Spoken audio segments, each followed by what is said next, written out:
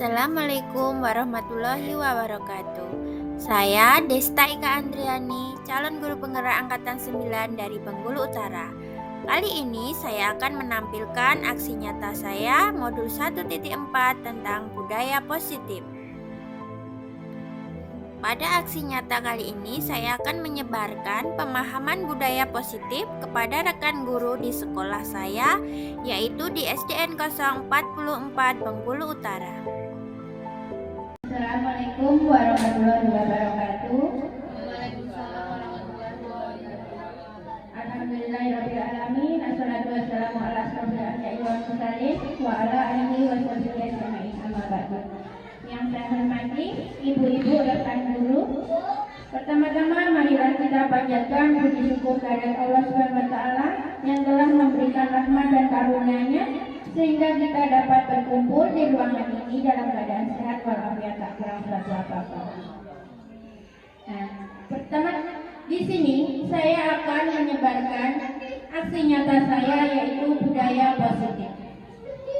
Aksi nyata ini saya buat untuk pemahaman kepada guru-guru kita semua tentang budaya positif di sekolah, di mana budaya positif merupakan nilai-nilai, keyakinan-keyakinan dan kebiasaan-kebiasaan di sekolah yang berpihak pada murid agar murid dapat berkembang menjadi pribadi yang kritis, penuh hormat dan bertanggung jawab. Konsep utama budaya positif itu ada 6. Yang pertama, disiplin positif. Yang kedua, motivasi perilaku manusia. Yang ketiga, posisi kontrol seorang guru. Yang keempat, keyakinan kelas atau sekolah. Yang kelima, hukuman konsekuensi dan restitusi. Dan yang 6, segitiga restitusi. Yang pertama, yaitu disiplin positif. Disiplin positif adalah suatu pendekatan untuk menerapkan disiplin dari diri anak tanpa hukuman dan hadiah. Dengan menerapkan disiplin positif, diharapkan tindak kekerasan dapat dihindari. Pendekatan disiplin positif adalah bagaimana cara orang dewasa yang memberikan dampak dan pengaruh positif kepada murid. Pendekatan disiplin positif ini menitik beratkan pendekatan positif tanpa kekerasan, motivasi, refleksi kesalahan, menghargai, membangun logika dan bersifat jangka panjang. Tujuan penerapan disiplin positif yaitu agar terbentuknya murid-murid yang berkarakter, berdisiplin, santun, jujur, peduli, bertanggung jawab dan merupakan pembelajar sepanjang hayat sesuai dengan standar kompetensi kelulusan yang diharapkan. Yang kedua yaitu motivasi perilaku manusia. Di sini Bapak Ibu ada 3 motivasi perilaku manusia menurut Diana Gosen. Yang pertama yaitu untuk menghindari ketidaknyamanan atau hukuman. Di sini biasanya orang yang memotivasi perilakunya untuk menghindari hukuman atau ketidaknyamanan akan bertanya, apa yang akan terjadi apabila saya tidak melakukannya? Sebenarnya mereka sedang menghindari permasalahan yang mungkin muncul dan berpengaruh pada mereka secara fisik, fisiologis maupun tidak terpenuhinya kebutuhan mereka. Bila mereka tidak melakukan tindak tersebut, motivasi ini akan bersifat eksternal. Yang kedua, untuk mendapatkan imbalan atau penghargaan dari orang lain. Orang dengan motivasi ini akan bertanya, apa yang akan saya dapatkan apabila saya melakukannya?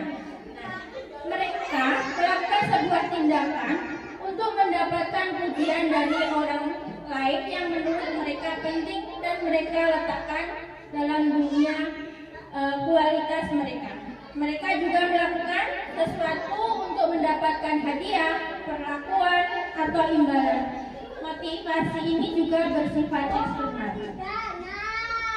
Yang ketiga yaitu untuk menjadi orang yang mereka inginkan dan menghargai diri sendiri dengan nilai-nilai yang mereka percaya. Orang dengan motivasi ini akan bertanya, akan menjadi orang yang seperti apa? saya melakukannya. Ya, mereka melakukan suatu karena nilai-nilai yang mereka yakini dan hargai, dan mereka melakukannya karena mereka ingin menjadi orang yang melakukan nilai-nilai mereka yakini tersebut. Ini adalah motivasi yang timbul secara internal, bukan eksternal. Selanjutnya, posisi kontrol seorang guru. 5 posisi kontrol yang harus kita terapkan sebagai guru atau orang tua dalam melakukan kontrol. Yang pertama, di sini ada posisi penghukum, di mana seorang penghukum bisa menggunakan hukuman fisik maupun verbal. Orang-orang yang menjalankan posisi penghukum senantiasa mengatakan bahwa sekolah memerlukan sistem atau alat yang lebih menekan murid-murid lebih dalam lagi. Guru-guru yang menerapkan posisi penghukum akan berkata, patuhi aturan saya atau awas. Nah, biasanya Bapak Ibu kira-kira pernah tidak melakukan posisi seperti ini? Nah, selanjutnya, kamu selalu saja salah. Selalu pasti selalu yang terakhir selesai. Nah, itu merupakan guru seperti ini senantiasa percaya hanya satu cara agar pembelajarannya dapat berhasil. Yang kedua, pembuat merasa bersalah. Nah, di sini guru akan bersuara lebih lembut. Pembuat rasa bersalah ini akan menggunakan keheningan yang membuat orang-orang lain tidak nyaman, bersalah atau rendah diri. Nah, biasanya kata-kata ini akan muncul seperti ini. Ibu sangat kecewa sekali dengan kamu. Dan berapa kali Bapak harus memberitahu kamu ya? Selanjutnya ada lagi contoh, gimana coba kalau orang tua kamu tahu kamu berbuat begini? Posisi ini, murid akan memiliki penilaian diri yang buruk tentang diri mereka, di mana murid merasa tidak berharga dan telah mengecewakan orang-orang di sekitar. Posisi selanjutnya yaitu sebagai teman. Sebagai teman, kita tidak akan menyakiti murid, namun akan tetapi berusaha mengontrol murid melalui bujukan halus. Posisi teman pada guru biasanya negatif maupun positif. Positif di sini berupa hubungan yang terjalin antara guru dan murid. Guru di posisi teman menggunakan hubungan yang baik dan humor untuk mempengaruhi seseorang. Biasanya, guru akan berkata, ayo bantulah demi Bapak ya. Terus ada lagi, ayo ingat tidak bantuan Bapak selama ini. Atau ayo ingat tidak bantuan Ibu selama ini. Yang selanjutnya ada lagi contoh kalimatnya seperti ini. Ya sudah, kali ini tidak apa-apa. Nanti Ibu bantu bereskan. Nah, itu posisi sebagai teman kita, sebagai guru dengan murid kita sebagai teman. Yang selanjutnya yaitu sebagai pemantau. Sebagai guru kita itu mengawasi perilaku murid. Nah, pada saat kita mengawasi, kita bertanggung jawab atas perilaku orang-orang yang kita awasi. Posisi pemantau berdasarkan peraturan dan konsekuensi. Sebagai seorang yang menjalankan posisi pemantau, pertanyaannya misalnya seperti ini. Apa yang telah kamu lakukan? Sanksi atau konsekuensinya apa? Nah, di sini seorang pemantau sangat mengandalkan perhitungan atau catatan. Data yang selanjutnya yaitu sebagai manajer. Posisi terakhir yaitu sebagai manajer, di mana posisi ini mana guru berbuat sesuatu bersama dengan murid dengan mempersilakan murid untuk mempertanggungjawabkan perilakunya, mendukung murid agar dapat menemukan solusi atas permasalahan sendiri. Seorang seperti ini. Apa yang telah kita yakini, itu kita kembali lagi ke keyakinan kelas yang telah kita buat. Apa kamu meyakininya? Jika kamu meyakininya, apakah kamu bersedia? Jika kamu memperbaiki hal ini menunjukkan apa tentang dirimu? Apa rencana kamu untuk memperbaiki tindakan kamu? Nah, itu merupakan posisi guru sebagai manajer. Jadi kita, seorang guru itu dituntut untuk menyelesaikan masalah dengan murid seperti yang terakhir tadi, sebagai manajer. Nah, selanjutnya di sini ada keyakinan kelas atau sekolah. Di mana keyakinan kelas itu merupakan kesepakatan antara guru dan murid. Nah, keyakinan sekolah ini atau kelas ini berupa pernyataan universal yang mudah dipahami dan harus ditetapkan dalam lingkungan sekolah. Nah, pembuatan keyakinan kelas itu ada langkah-langkahnya, yaitu keyakinan kelas itu bersifat lebih abstrak daripada peraturan yang lebih rinci dan konkret. Keyakinan kelas ini bersifat pernyataan universal.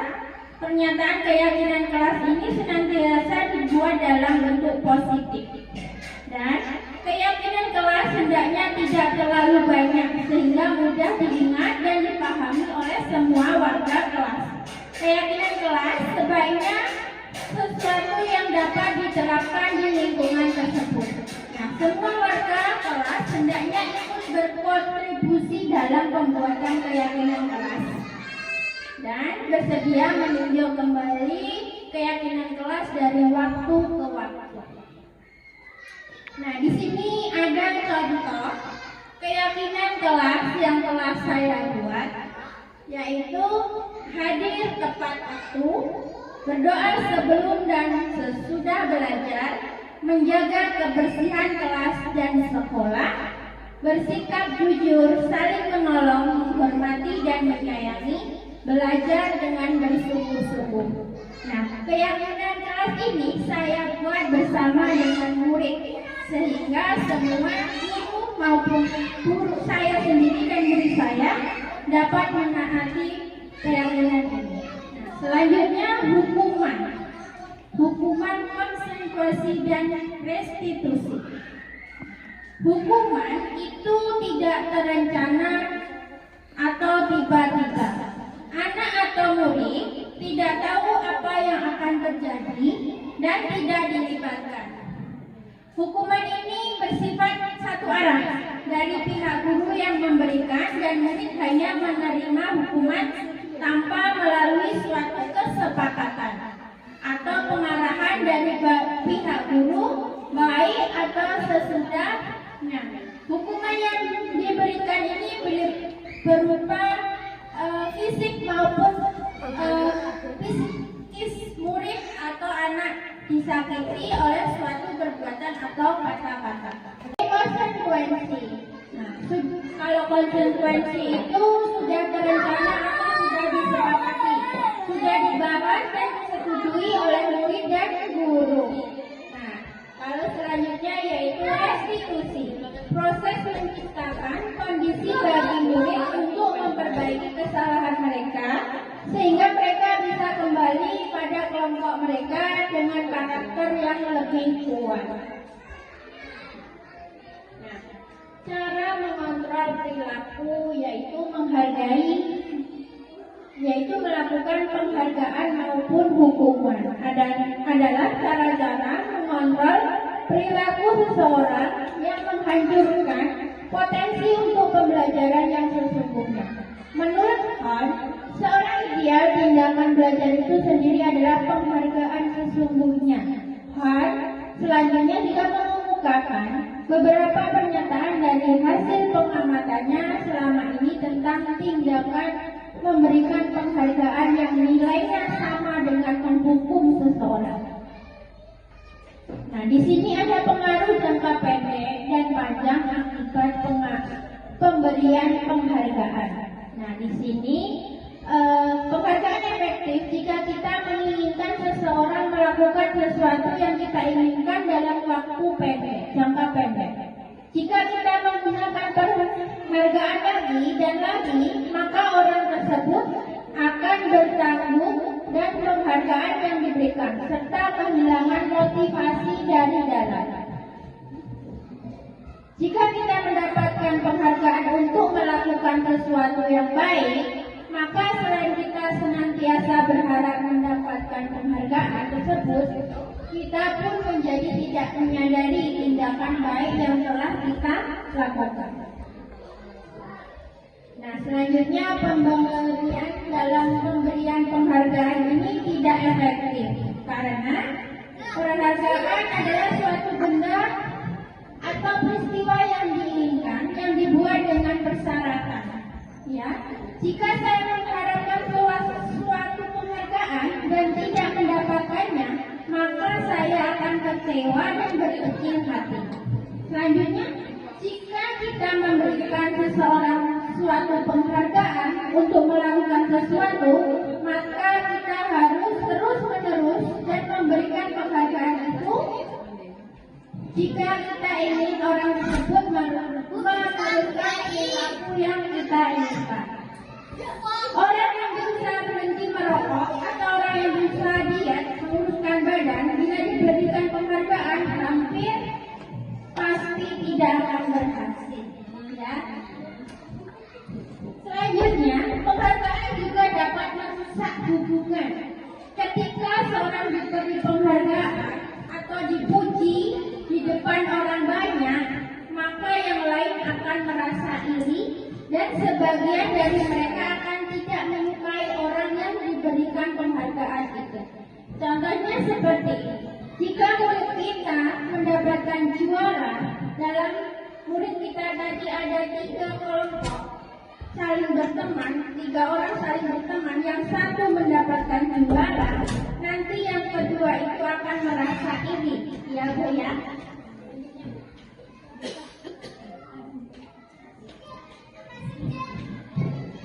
Selanjutnya yaitu penggunaan segitiga restitusi.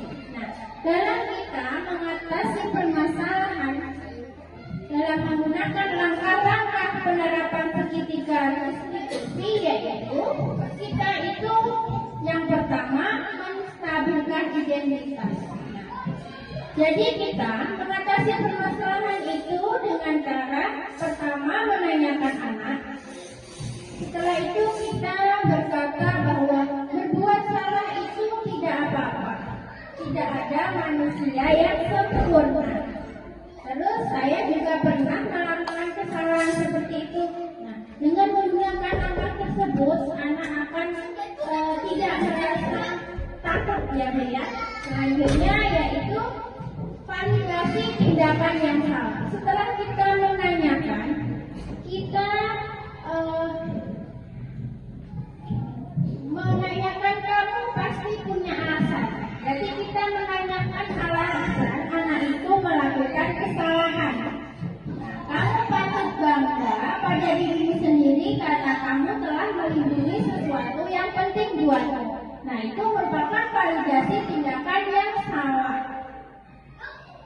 Selanjutnya, dalam menyelesaikan permasalahan dengan segitiga restitusi, yaitu menanyakan keyakinan. Nah, setelah kita mengidentifikasi masalah dan menanyakan alasan anak melakukan kesalahan, kita akan bertanya, apa yang kita percaya sebagai kelas atau keluarga, apa nilai-nilai umum yang telah kita sepakati. Nah, setelah anak dapat menjawab, berarti anak dalam proses penyelesaian masalah dengan segitiga restitusi tersebut, anak akan mulai berpikir untuk kedepannya apa yang saya lakukan agar tidak mengulangi kesalahan. Nah, demikian tadi Ibu-ibu penyelesaian masalah menggunakan segitiga restitusi. Nah, di sini saya sudah menyelesaikan permasalahan dengan menggunakan segitiga restitusi